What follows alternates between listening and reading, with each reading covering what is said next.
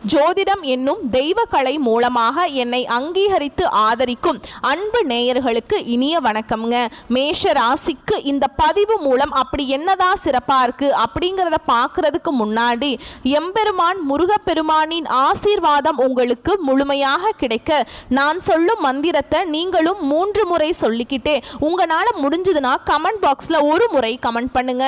ஓம் முருகா போற்றி, ஓம் முருகா போற்றி, ஓம் முருகா போற்றி. என்னை படைத்து உன் மக்களுக்கு சேவை செய்ய அனுப்பிய கந்தா கடம்பா கதிர்வேலா, என் ஜோதிடம் பழிக்க மனதார பாதம் தொட்டு வணங்குகிறேன். மேஷ ராசிக்காரங்க தங்களுடைய கஷ்டத்தையும் கண்ணீரையும் கடுகளவு கூட மற்றவங்களுக்கு தெரியாமல் பார்த்துப்பாங்க. இதனால் பார்க்குறவங்க எல்லாருமே மேஷ ராசியா இவங்களுக்கு என்னப்பா சூப்பராக இருக்காங்க, இவங்களுக்கு என்ன குறைச்சல் அப்படின்னு தான் நினச்சிட்டு இருக்காங்க. ஆனால் சாப்பாட்டுக்கு கூட கஷ்டப்படுறது உங்களுக்கு மட்டும்தான் தெரியும். மேஷ ராசிக்காரங்க செவ்வாயை ராசி அதிபதியாக கொண்டவங்க. அஸ்வினி பரணி கார்த்திகை நட்சத்திரம் 1ஆம் பாதம் நட்சத்திரக்காரங்க ரொம்ப ரொம்ப புத்திசாலிக்காரங்க. மேஷ ராசிக்காரங்க போர் குணம் கொண்டவங்க. உங்ககிட்ட சண்டை போட்டு ஜெயிக்கிறது ரொம்ப ரொம்ப கஷ்டங்க. நல்லது கெட்டதை முழுசா தெரிஞ்சவங்க, எல்லா இடங்கள்லையும் நேர்மையையும் உண்மையை மட்டுமே நம்பக்கூடியவங்க. உங்களுக்கு சொந்தமோ பந்தமோ அது தப்புனா அது தப்பு தான், வெட்டு 1 துண்டு 2ன்னு பேசக்கூடியவங்க. உண்மை நியாயத்துக்கு மட்டுமே என்னைக்குமே கை கொடுப்பீங்க. உண்மைக்கு புறம்பா எந்த ஒரு விஷயத்தையுமே செய்ய மாட்டீங்க. இதனால தான் மேஷராசிக்காரங்களுக்கு நிறைய கஷ்டங்களும் துன்பங்களும் அதிகமாகவே வந்துட்டு இருக்குங்க. புதுமையான சிந்தனைகளுக்கு சொந்தக்காரங்க. பூ போல மனசு, கோபத்தை மறைச்சிட்டு சிரிப்பை மட்டும் காட்டக்கூடியவங்க. எடுத்த காரியத்தை எப்படியாவது முடிச்சிடணும் அப்படிங்கிறதுக்காக கஷ்டப்பட்டு போராடக்கூடியவங்க. வாழ்க்கையில எப்படியாவது முன்னேறணும் அப்படிங்கிறதுக்காக தினம் தினம் கஷ்டப்பட்டு உழைக்கக்கூடியவங்க. நீங்க உங்க சொந்தக்காரங்க நண்பர்களுக்கு ஒரு தேவை இருக்குதுன்னா மட்டும்தான் உங்ககிட்ட வருவாங்க.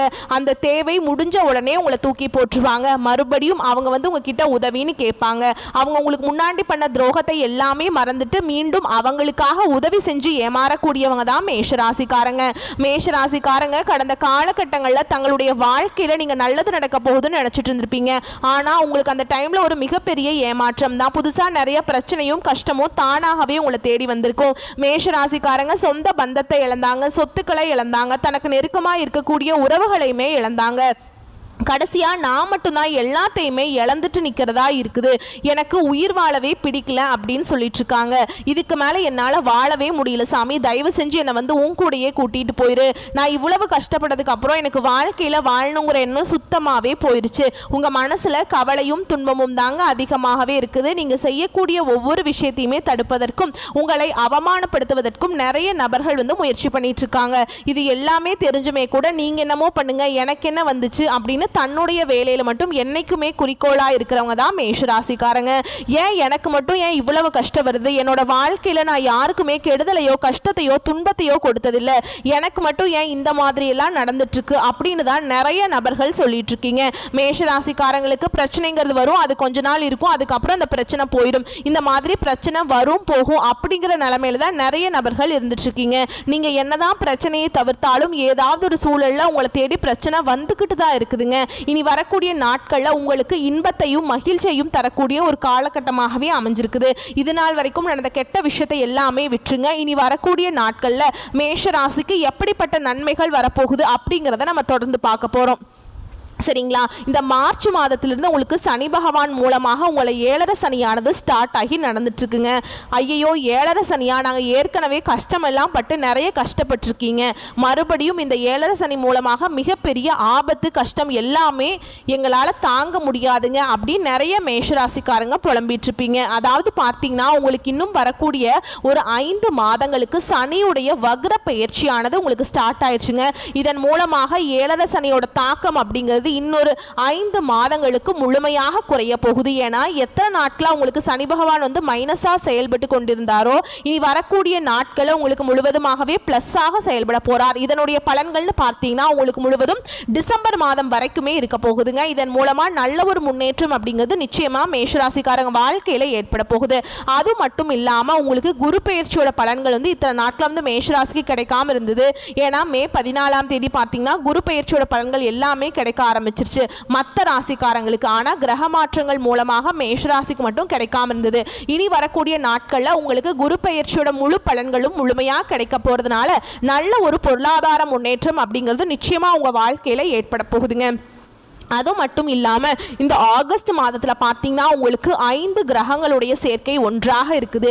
இதை வந்து நம்ம சதுர் கிரக யோகம்னு சொல்லுவோம். அதாவது மீன ராசியில் பார்த்தீங்கன்னா சூரிய பகவான், புதன், ராகு, கேது, சுக்கிரன், சனி இந்த கிரகங்கள்லாம் ஒன்றாக சஞ்சாரம் பண்ண போகிறாங்க. இதன் மூலம் கடந்த காலகட்டங்களில் உங்களுடைய வாழ்க்கையில் நீங்கள் எதையெல்லாமே இழந்துட்டு கஷ்டப்பட்டு இருக்கீங்களோ அது அனைத்தும் பெறக்கூடிய ஒரு காலகட்டமாகவே பார்க்கப்படுது. கடந்த காலகட்டங்களில் நல்ல ஒரு வேலைங்கிறது கிடைச்சிருக்காது. ஏதோ ஒரு கிடைக்கிற வேலைக்கு ஒரு 10,000 சம்பளத்துக்கோ 15,000 சம்பளத்துக்கோ போயிட்டு இருந்திருப்பீங்க. வேற வழியே இல்லாம என்னடா பண்றது, குடும்ப வறுமைக்காக போறோமே அப்படின்னு நினைச்சிட்டு இருந்திருப்பீங்க. இனி வரக்கூடிய நாட்கள்ல இந்த குரு பயிற்சியோட முழு பலன்கள் மூலமாகவும் சனியுடைய வக்ர பயிற்சி மூலமாகவும் நீங்க ஒரு அரசாங்க வேலைக்கு ட்ரை பண்ணாலும் சரி, இல்ல ஒரு ஐடி ஜாபோ, பிரைவேட் ஜாபோ, பேங்க் ஜாபோ, நீங்க எங்க வேலைக்கு ட்ரை பண்ணாலும் அந்த ஜாப் அப்படிங்கிறது உங்களுக்கு நிச்சயமா கிடைக்க போகுது. கோர்ட்டு கேஸ்ன்னு ரொம்ப நாட்களா வந்து அலைஞ்சிட்டு இருக்க நபர்களுக்கு வாய்தா மேல வாய்தா போயிட்டே இருக்கு சாமி, கேஸ் முடிகிற மாதிரியே இல்லை அப்படின்னு நிறைய நபர்கள் சொல்லிட்டு இருப்பீங்க. விரைவில் உங்களுக்கு சாதகமாகவே தீர்ப்பு வரும். சொத்து பிரச்சனையும் உங்களுக்கு சாதகமாகவே முடியும். சனி பகவானுடைய பார்வை உங்களுக்கு நேரடியாகவே இருக்குதுங்க. இதன் மூலம் வருமானம் அப்படிங்கிறது பல வழிகளில் வரும். தொழிலில் லாபம் சற்று அதிகமாகவே கிடைக்கும். அரசியல்வாதிகளை பொறுத்த வரைக்கும் புதிய பொறுப்புகள், புதிய பதவிகள் எல்லாமே தானாகவே உங்களை வந்து சேரும். ராகுவால உங்களுடைய செல்வாக்கு உயரும், உடல் ஆரோக்கியம் மேம்படும், சங்கடங்கள் நீங்கும். மறைமுகமாக உங்க தொழில் வாழ்க்கையிலும் சரி, இல்லற வாழ்க்கையிலும் சரி நிறைய நபர்கள் வந்து தொல்லை கொடுத்துட்டு இருந்திருப்பாங்க. அந்த பிரச்சனைங்கிறது இனி வந்து முழுவதுமாகவே இருக்காதுங்க. கடந்த காலகட்டங்களில் நீங்களும் ஒரு கம்பெனியில் இரவு பகல் பார்க்காம உழைச்சிட்டு இருந்திருப்பீங்க. உங்களுடைய சொந்த கம்பெனியாக நினச்சி வேலை செஞ்சுருப்பீங்க. ஆனால் உங்களுக்கு இது நாள் வரைக்கும் சரியான ஒரு அங்கீகாரம் அப்படிங்கிறது நீங்கள் வேலை செய்யக்கூடிய இடங்கள்லேருந்து கிடைச்சிருக்காது. உங்களுக்கு அப்புறம் வேலைக்கு வந்திருப்பாங்க. அவங்களுக்கு நிறைய சலுகைகள், நிறைய பதவி உயர்வுகள் எல்லாமே கிடைக்கும் போது அதை பார்த்து ரொம்பவே மன வேதனைப்பட்டிருப்பீங்க. இனி வரக்கூடிய நாட்களில் உங்களுக்கு சம்பள உயர்வு, பதவி உயர்வு, உங்களுக்கு மேலே இருக்கக்கூடிய அதிகாரிகளுடைய ஆதரவு முதற்கொண்டு உங்களுக்கு கிடைக்க போகுது. இனி உங்கள் வார்த்தைக்கு மதிப்பு, மரியாதை கிடைக்கும். அந்தஸ்துல எதிர்பார்த்த உயர்வுக்கு போக போறீங்க. புதிய பதவி, பொறுப்புகள் எல்லாமே தானாகவே உங்களை வந்து சேருங்க. இனி நினைச்சது எல்லாமே நடக்கும். தொழில் வியாபார தடைகள் அனைத்தும் விலகும். லாபம் அதிகமாக கிடைக்குங்க. முன்னேற்றம் உண்டாகும். வரவேண்டிய பணம் விரைவில் கைக்கு வந்து சேரும். குடும்பத்தில் நெருக்கடிகள் விலகும். செல்வாக்கு அந்தஸ்து உயரும். வெளிநாட்டு முயற்சிகள் வெற்றியை தரும். தெய்வ சிந்தனை அதிகமாக்குங்க. பெரியோருடைய உதவிகள் கிடைக்கும். உறவில் இருந்த சண்டை சச்சரவு முழுவதுமாகவே விலகும். புதிய நண்பர்கள் உங்களுக்கு உதவி செய்வாங்க. தொழிலை ஏற்பட்ட நெருக்கடிகள் நீங்கும். முடங்கி கிடந்த நிறுவனங்கள் மீண்டும் இயங்கும். வியாபாரத்தில் எதிர்பார்த்த லாபம் கிடைக்கும். புதிய தொழில் தொடங்கக்கூடிய முயற்சிகள் கண்டிப்பாக உங்களுக்கு வெற்றியை தருங்க. தொழில் இருந்த தடைகள் விலகுவது மட்டும் இல்லாம சிலர் வந்து புதிதாக தொழில் தொடங்குவீங்க. உற்பத்தியில் இருந்த தடைகள் நீங்கி தொழிலை விரிவு செய்வீங்க. வரக்கூடிய நாட்கள்ல விற்பனை அதிகமாகும். ஏற்றுமதி இறக்குமதி தொழிலில் நல்ல லாபம் கிடைக்குங்க. நீங்க செய்யக்கூடியது சின்ன தொழிலோ பெரிய தொழிலோ நல்ல ஒரு வளர்ச்சி அப்படிங்கிறது நிச்சயமா உங்களுக்கு ஏற்படும்.